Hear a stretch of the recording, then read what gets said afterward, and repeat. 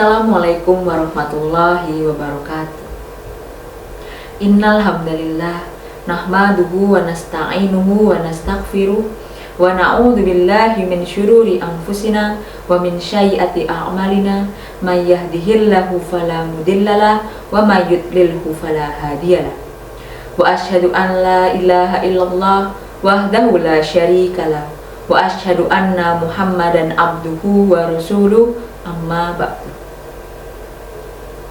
Pertama-tama marilah kita panjatkan puja dan puji syukur kita kehadirat Allah Subhanahu wa ta'ala atas rahmat dan hidayahnya sehingga kita diberi kesempatan untuk berjumpa dengan bulan Ramadan yang penuh berkah ini. Sholawat dan salam tak lupa tercurahkan kepada junjungan Nabi besar kita Muhammad Sallallahu Alaihi Wasallam yang kita tunggu syafaatnya di yaumul akhir nanti. Sahabat mutu rahimakumullah, tanpa terkecuali siapapun yang menyaksikan video ini, semoga kelak seluruhnya oleh Allah dikumpulkan dalam surganya, di surga yang terbaik. Amin.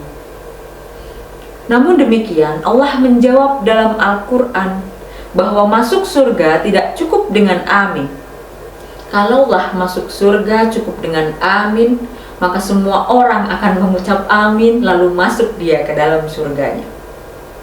Oleh karena itu, para ulama-ulama tafsir amin ini diberikan pengertian sesuatu yang dikabulkan jika sebelumnya didahului dengan ikhtiar untuk mewujudkannya. Jadi ada amin, ada istajib. Istajib dikabulkan sekedar minta. Amin dikabulkan setelah dikerjakan. Karena itu, amin terletak setelah iyyaka na'budu wa iyyaka nasta'in. Na'budu dulu, baru nasta'in. Dikerjakan dulu, baru dikabulkan. Karena itulah ketika Allah menurunkan ayat surga pertama kali dalam Al-Quran, yakni surat Al-Baqarah ayat ke-25, dari sini kita akan bahas siapa saja yang disebutkan dalam Al-Quran dan bagaimana berikhtiar ahli surga dalam Al-Quran. Quran Surat Al-Baqarah ayat ke-25. Wa basyiril ladzina amanu wa amilus solihati anna lahum jannatin tajri min tahtihal anhar. Dan sampaikanlah kabar gembira kepada orang-orang yang beriman dan berbuat kebajikan, bahwa untuk mereka disediakan surga yang mengalir di bawahnya sungai-sungai. Dalam ayat tersebut dijelaskan bahwa sebelum manusia itu wafat, Allah telah menjanjikan padanya surga bagi orang-orang yang beriman. Pada ayat itu disebutkan bahwa sampaikanlah kabar gembira agar senantiasa umatku beriman kepadaku, maka akan aku masukkan ke dalam surgaku. Nabi diperintahkan oleh Allah untuk mengabarkan. Artinya Allah menginginkan hamba-hambanya untuk dapat masuk ke dalam surganya. Allah menjanjikan untuk semua hambanya, baik presiden, pegawai, guru, polisi, dokter, semua sama syaratnya. Allah telah meluaskan jangkauan siapa saja yang akan masuk surga dan menekankan bahwa beriman kepada Allah dan beramal soleh adalah prasyarat penghuni surga. Syarat yang pertama mesti beriman kepada Allah. Alhamdulillah kita masuk yang pertama. Tapi tidak cukup dengan iman saja. Yang kedua adalah pembuktian dari iman. Yang dimaksud yakni wa amilus sholihat. Yang membuktikan imannya adalah dengan beramal soleh. Ingat, amal ada dua, yakni amal soleh dan amal salah. Amal soleh mengantarkan kita pada surga, sedangkan amal salah menjauhkan kita dari surga. Manusia hidup di dunia tak lain dan tak bukan untuk beribadah kepada Allah, serta mengharap ridhonya agar dapat masuk ke dalam surga. Manusia hanya berusaha, Allah yang menentukan hasil akhirnya. Apakah akan masuk surga atau justru dijauhkan dari surga? Sahabat mutu rahimakumullah, tidak hanya doa yang kita panjatkan, Akan tetapi usaha agar kita bisa masuk ke dalam surga dan selamat dari neraka. Tentunya ada kiat-kiat atau amalan yang menjadikan ciri-ciri ahli surga. Dalam sebuah hadis diterangkan ada 7 ciri-ciri ahli surga. Alamatu al-jannati fi sab'i khisalin.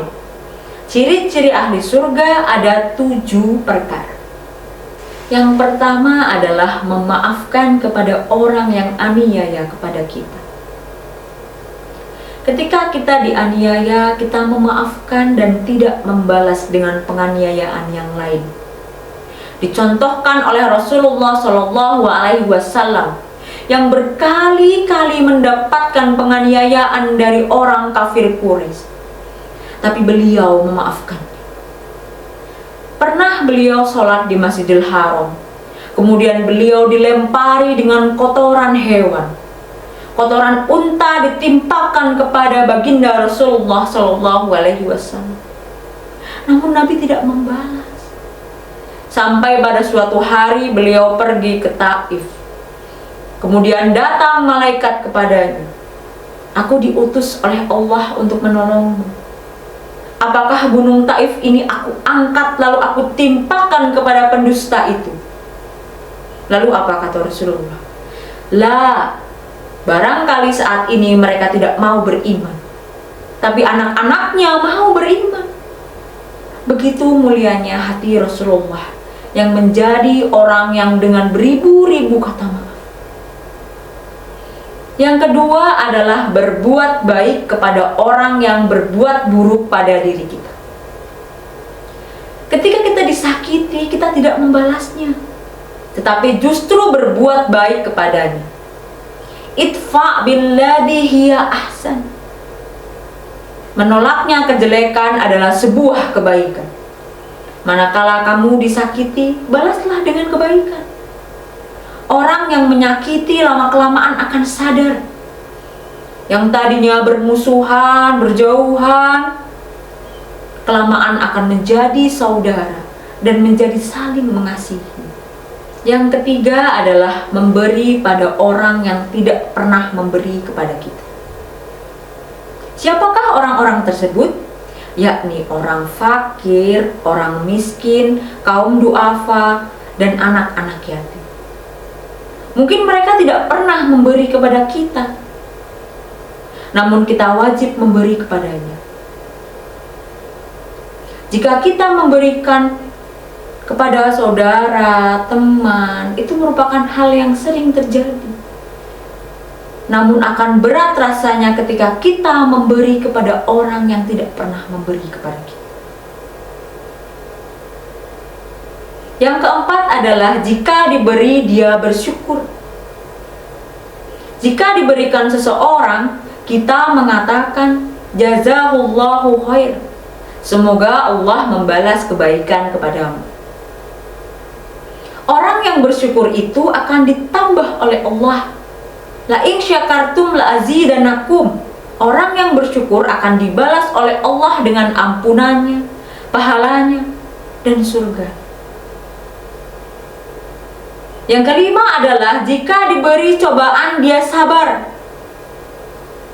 Sahabat mutu yang berbahagia, cobaan itu ada 2 macam, yaitu cobaan yang baik dan cobaan yang buruk. Mengapa demikian? Agar mereka kembali bertaubat kepada Allah. Ketika diberi cobaan yang baik, tetap istiqomah atau tidak? Terpengaruh dengan dunia atau tidak?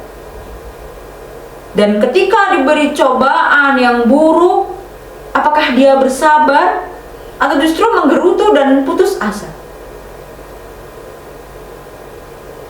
Yang keenam, jika berkata dia jujur. Sahabat, jika berkata yang jujur akan mendatangkan kebaikan, dan kebaikan akan membawa kita ke dalam surga. Yang ketujuh adalah orang hidup yang berjalan di antara orang yang mati. Mengapa demikian? Karena orang yang beriman atau ahli surga itu konsisten dan tidak terpengaruh dengan akidah dan ibadah yang orang lain kerjakan. yakni apa yang diyakini itu yang dijalani sampai dia husnul khotimah. Sahabat mutu rahimakumullah, semoga kita semua bisa mempunyai ketujuh ciri-ciri ahli surga, sehingga dapat menjadikan husnul khotimah dan menjadi penghuni surga. Penghuni surga bukanlah orang yang tidak pernah berbuat dosa, melainkan penghuni surga ialah orang yang ketika berbuat dosa, ia segera bertaubat. Demikian yang dapat saya sampaikan, semoga dapat memberikan pelajaran bagi kita semua, senantiasa berlomba-lomba menjadi manusia penghuni surga. Wabillahi taufik wal hidayah. Wassalamualaikum warahmatullahi wabarakatuh.